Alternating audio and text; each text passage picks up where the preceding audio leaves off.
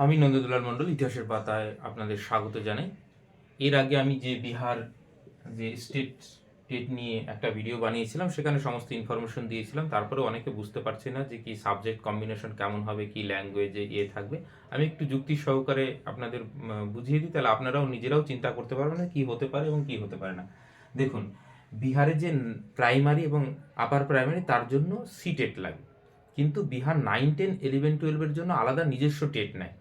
অতএব এই টেটটা দিলেই, পাশ করলেই তবেই আগস্টে যে টিচার রিক্রুটমেন্ট হবে সেটাতে আপনি বসতে পারবেন। এইবার ব্যাপার হচ্ছে যে এইখানে পেপার 1 যেটা 9, 10-এর জন্য নেওয়া হচ্ছে, সেটা সাবজেক্ট কম্বিনেশনটা কি একটু ভালো করে বুঝুন। দেখুন, মাধ্যমিকে আপনি পড়াবেন হচ্ছে হিস্ট্রি, জিওগ্রাফি, এগুলোই তো। আপনি তো এডুকেশন, ফিলোসফি এগুলো পড়াবেন না, তাহলে গ্রাজুয়েশনে ওগুলো পড়ে থাকলে হবে না। যেগুলো মাধ্যমিক লেভেলে আপনি পড়াবেন সেগুলো আপনাকে গ্রাজুয়েশনে পড়ে থাকতে হবে। খুব সিম্পল লজিক। সেই জন্য কি, সেই জন্য হিস্ট্রি অথবা জিওগ্রাফি একটা থাকতেই হবে। এই দুটো থাকলে তো খুবই ভালো কথা, কোনো সমস্যা নেই। এই দুটো থাকলে সব থেকে ভালো। এবার এই দুটো যদি না থাকে, ধরুন আপনি শুধু হিস্ট্রি পড়েছেন, সেই সঙ্গে পলিটিক্যাল সায়েন্স অথবা ইকোনমিক্স পড়ে থাকতে হবে। বোঝা গেল কথাটা? অথবা জিওগ্রাফি পড়েছেন, তার সঙ্গে আপনি ইকোনমিক্স বা পল সায়েন্স পড়েছেন, তাহলেও হবে। কিন্তু এর বাইরে জিওগ্রাফি পড়েছেন, আপনি এডুকেশন পড়েছেন, হবে না গ্রাজুয়েশন। বোঝা গেল?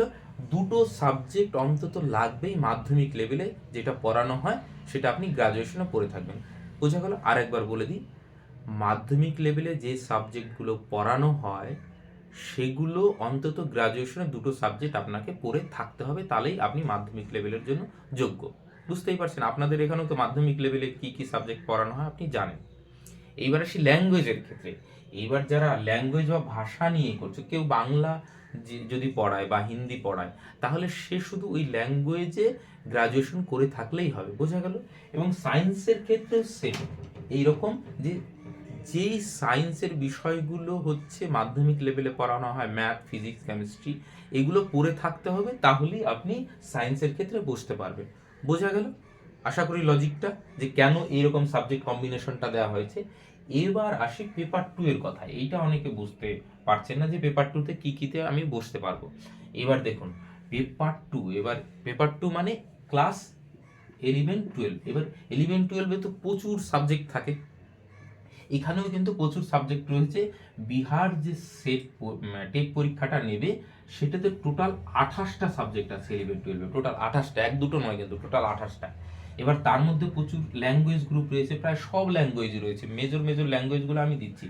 হিন্দি রয়েছে, হিন্দিতে 11, 12-এ দিতে পারবেন, উর্দুতে দিতে পারবেন, বাংলাও রয়েছে, বাংলাতেও দিতে পারবেন, কিন্তু সিট কম থাকে, কিন্তু দিতে পারবেন। হিন্দিতে অনেক সিট বেশি থাকে, এটাই মানে বুঝতেই পারছেন।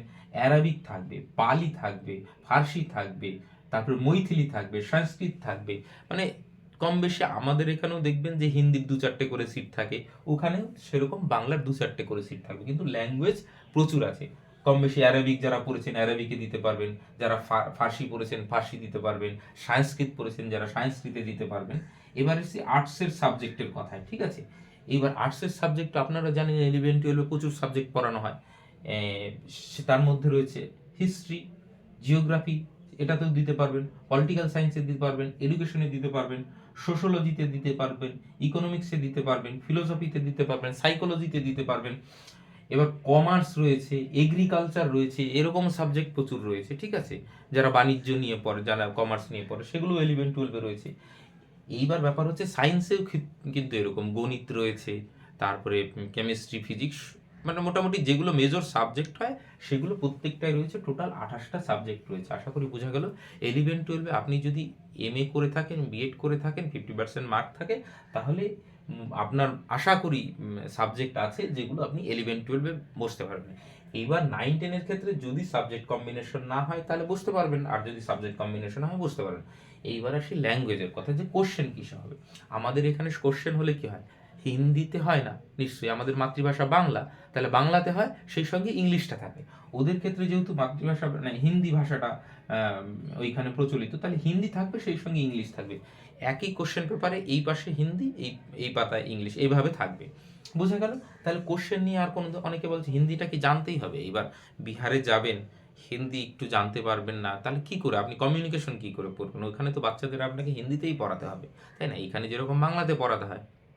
হ্যাঁ, বাংলা স্কুল কিছু কিছু আছে যেগুলো বেঙ্গল বর্ডারের এরিয়ায় আছে, সেখানে প্রচুর বাঙালি আছে, যেখানে সেখানে কিছু বেঙ্গলি মিডিয়াম স্কুল আছে, তাছাড়া কিন্তু মেজরটাই হিন্দিতে। এবার আপনাকে বেসিক হিন্দিটা তো জানতেই হবে। এবার সেটা আপনি যদি 2-3 মাস একটু প্র্যাকটিস করেন, তাহলে নিশ্চয়ই পারবেন। আর তারপরেও যদি আপনার মনে হয় যে যে হিন্দি আমি পারছি না, যদি মনে হয় যে গাইডেন্সের দরকার, তা আমার সঙ্গে যোগাযোগ করতে পারেন।